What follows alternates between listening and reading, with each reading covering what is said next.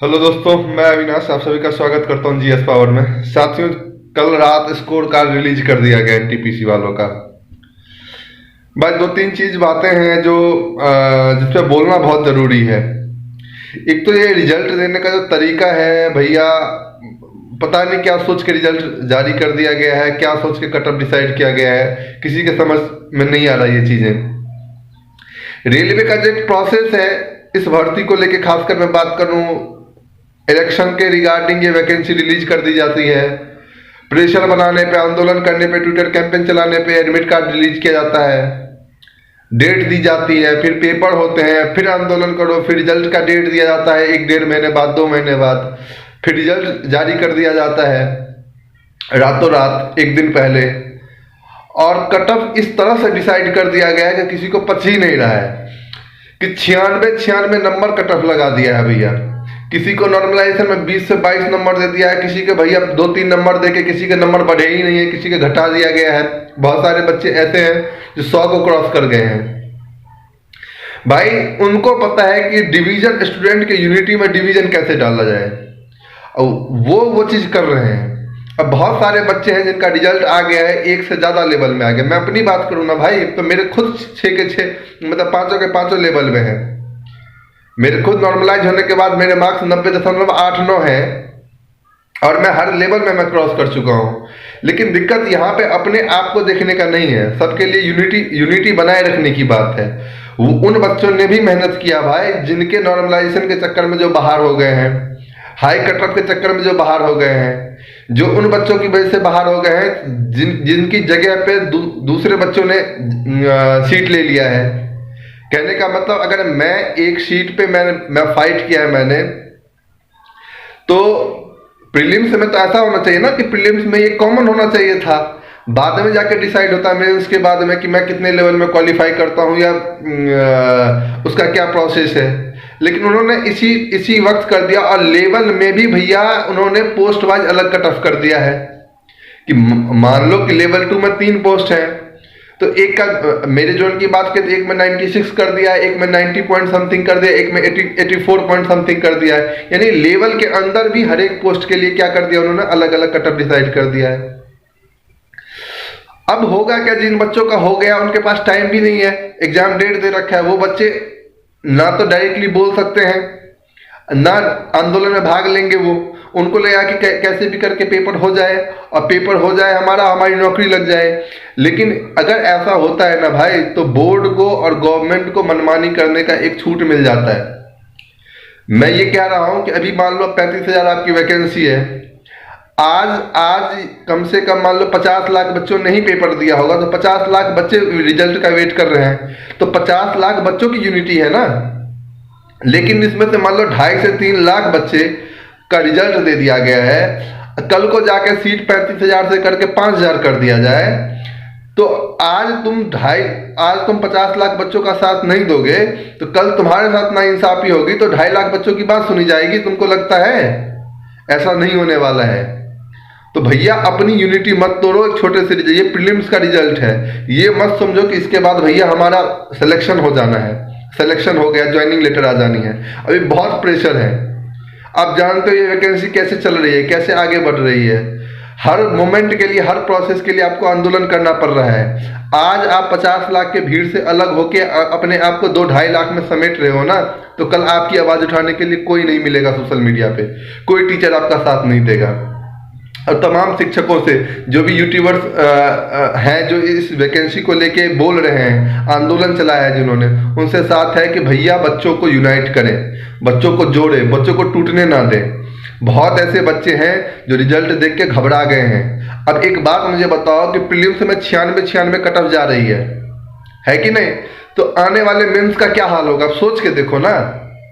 आप सोच के देखो, जब आप मेंस देने जाओगे तो 120 में से 110 नंबर भी ले आओगे ना, तुम्हारी जॉब की क्या सिक्योरिटी है भाई। कि तुम्हारा 110 से घटा के 105 कर दिया जाए, किसी का 80 से बढ़ा के 117 कर दिया जाए, क्या कर लोगे तुम? कुछ नहीं कर पाओगे।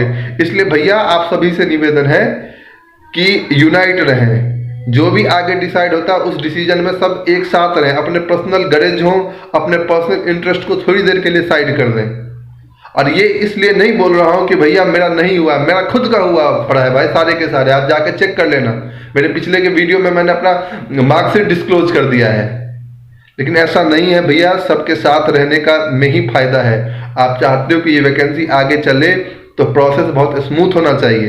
प्रोसेस ऐसा होना चाहिए कि बच्चों, इस वैकेंसी की छोड़ो, अगर इस वैकेंसी के साथ नाइंसाफी होती तो सोचो ना, जो बच्चे आगे तैयारी करने के लिए आएंगे उनके मन में क्या रहेगा। उनके मन में कभी ये आएगा कि हाँ फेयर होने वाला है, वो तो यही सोच के आएंगे कि भैया जाना ही नहीं है। तो अपने से आने वाले बैच के लिए भी ना एक नजीर पेश करें, है कि नहीं। आंदोलन की बात आती है तो आंदोलन करें, घबराना नहीं है।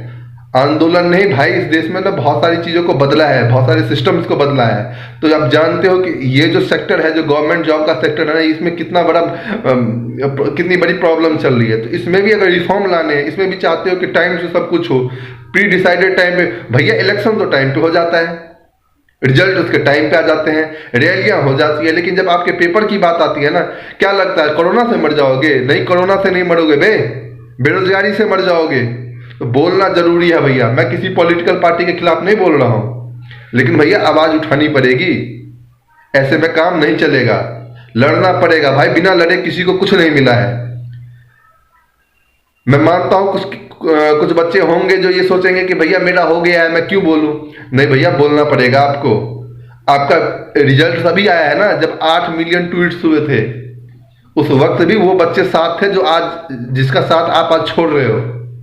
तो अगर आपके रिजल्ट दिलवाने के चक्कर में वो बच्चे आपके साथ थे, आंदोलन कर रहे थे ना, तो आज जब उनके साथ नाइंसाफी हो रही है तो आपको बोलना पड़ेगा, और आपको बोलना भी चाहिए। भैया ये कोई तरीका नहीं होता है ना कि आपको मन में जो आए वो कर जाओ, कि आपके मन में आए तो किसी के नॉर्मलाइजेशन के चक्कर में कुछ भी बढ़ा दो और ऐसा कर दो, किसी के का घटा के उसको बाहर कर दो। अब एक बात बताओ, एक बच्चा है जिसके 50 नंबर है और 50 नंबर से नॉर्मलाइज होके वो क्वालिफाई कर गया है, और एक मेरा ही मित्र है जिसके भैया 73 नंबर है, वो डिस्क्वालीफाई है भाई, उसका किसी भी लेवल में नहीं हुआ है। उसकी गलती है कि तुमने आसान शिफ्ट में उसका पेपर दे दिया।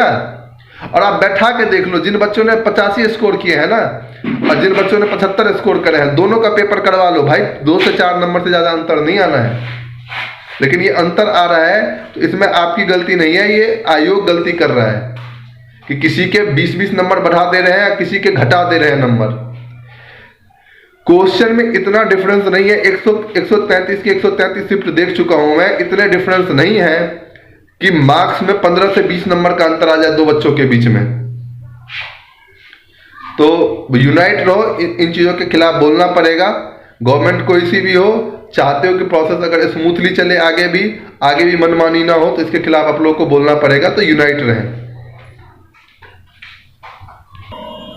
तो भैया बिना लड़े कुछ नहीं मिलेगा, आपको मैं पहले कह चुका हूं, और लड़ने के लिए तैयार रहो, है कि नहीं। 7 लाख जब 35,000 का 20 गुना जब उन्होंने बोला है, 35,000 का 20 गुना लगभग 7 लाख के ऊपर ही होते हैं। और आप देख लेना, इसमें 2 लाख से ऊपर ज़्यादा बच्चे नहीं हैं।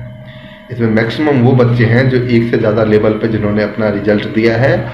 उन तमाम बच्चों को जोड़ के इन्होंने 7 लाख गिन लिया है।